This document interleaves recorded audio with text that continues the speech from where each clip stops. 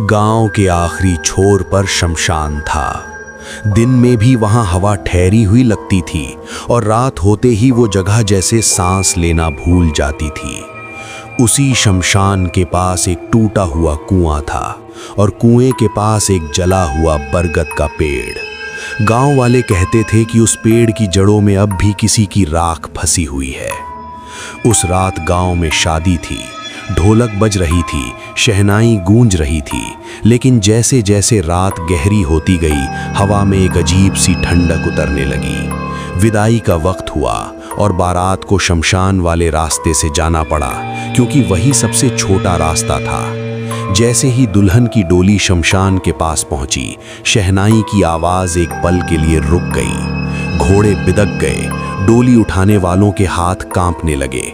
किसी ने देखा कि शमशान की आग बिना लकड़ी के जल रही थी। उसी आग के पास एक और डोली रखी हुई थी, बिल्कुल वैसी ही जैसी दुल्हन की थी, सफेद कपड़े में ढकी हुई, जैसे कोई और विदाई का इंतजार कर रहा हो। किसी ने कुछ कहने की हिम्मत नहीं की। डोली आगे बढ़ी, लेकिन हर कदम के साथ ऐसा लग रहा था जैसे कोई पीछे पीछे चल रहा हो। दुल्हन के कंगन अपने आप खलकने लगे। किसी ने हल्की सी आवाज सुनी, जैसे कोई धीरे से हंस रहा हो। शमशान के गेट पर पहुंचते ही हवा तेज हो गई, राख उड़कर सबके कपड़ों पर चिपकने लगी।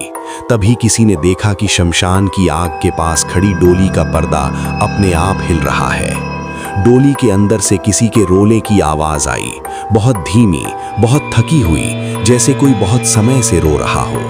गांव के कुछ लोग पीछे मुड़कर देखना चाहते थे, लेकिन उनके पैर जैसे जमीन में धंस गए। उसी वक्त दुल्हन की डोली हल्की हो गई। उठाने वालों को लगा जैसे अंदर कोई बैठा ही नहीं हो।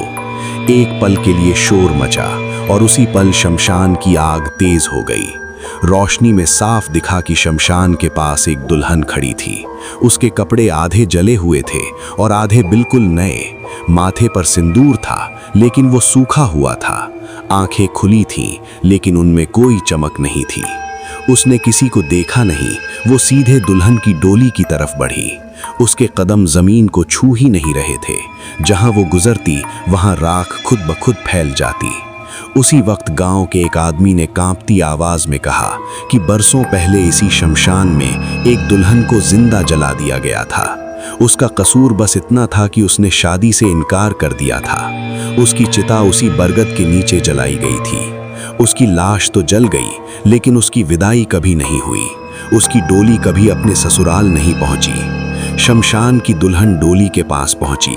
उसने पर्दा हटाया और उसी पल अंदर बैठी असली दुल्हन की आंखें अपने आप बंद हो गईं, जैसे कोई उसकी सांस खींच रहा हो।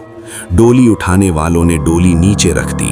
अंदर झांका, लेकिन वहां कोई नहीं था, सिर्फ ठंडी हवा और जले हुए फूलों की बदबू। उसी पल शमशान की दुल्हन डोली में बैठ गई। उसके चेहरे पर हल्की सी मुस्कान थी, जैसे उसे वो विदाई मिल गई हो जो बरसों से रुकी हुई थी। डोली उठी, लेकिन इस बार वो शमशान के अंदर की तरफ चली गई। किसी ने रोकने की हिम्मत नहीं की। सुबह जब गांव वाले शमशान पहुंचे, वहां सिर्फ जली हुई राख थी। कोई डोली नहीं, कोई दुल्हन नहीं। गांव में कहा गया कि उस रात एक दुल्हन की विदाई पूरी हुई, लेकिन सच्चाई ये है कि उस रात सिर्फ एक नहीं, दो दुल्हनें शमशान में थीं। एक जिसे जिंदा जलाया गया था और दूसरी जिसे अब कभी अपने घर नहीं पहुंचना था। आज भी जब गांव में शादी होती है और रास्ता शमशान के पास से गुजरता है, तो लोग कहते हैं कि अगर हवा अचानक ठंडी हो जाए और राख अपने आप उड़ने लगे, तो समझ लेना शमशान की दुल्हन आज भी अपनी अगली विदाई का इंतजार कर रही है।